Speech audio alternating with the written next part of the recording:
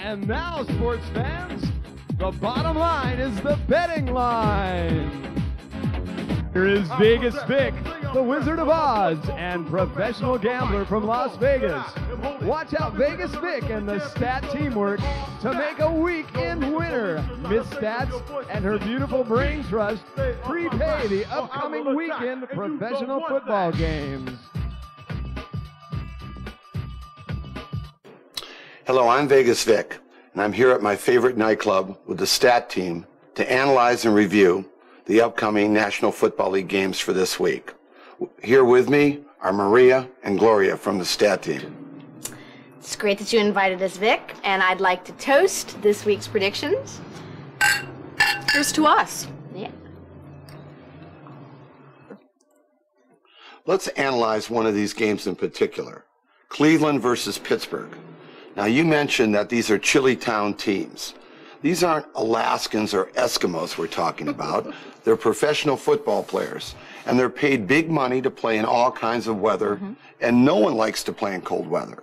No, that's true. I wouldn't want to play in cold weather. Do you like to play in cold weather? But from the Stats analysis and going back seasons of playing football and looking at all our statistics, we've got the edge. Chilly town teams play best in chilly town weather. Well put.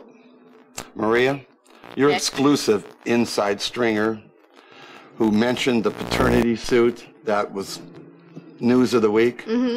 I don't see where that has anything to do with it. Now, personally, you may be used to filing those suits against players, but I don't see where that has anything to do with this week's game. All right, let's put this in perspective, Vic. He's a human being. He's probably going to be thinking about a lot of things besides football that day. If you had a lawsuit against you, would you be thinking about just your job? If you're up there gambling... Are you going to file one against me this week or anything? Clever man, Vic. Don't you wish? Yeah, really. No, our point is that he's human. And if he's human, and if he has outside influences affecting his performance, it's going to be apparent on the field.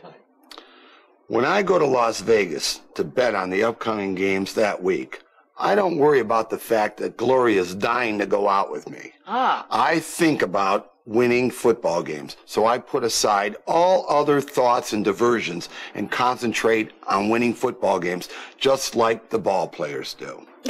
Don't you wish, Vegas Vic, that you could go out with me? Now, you got to realize that if you had the chance to go out with me, you're going to be thinking about it when you're at the Las Vegas betting station. I mean, hey, you're going to say, gee, just think of those luscious lips. Oh, who did I want to bet on?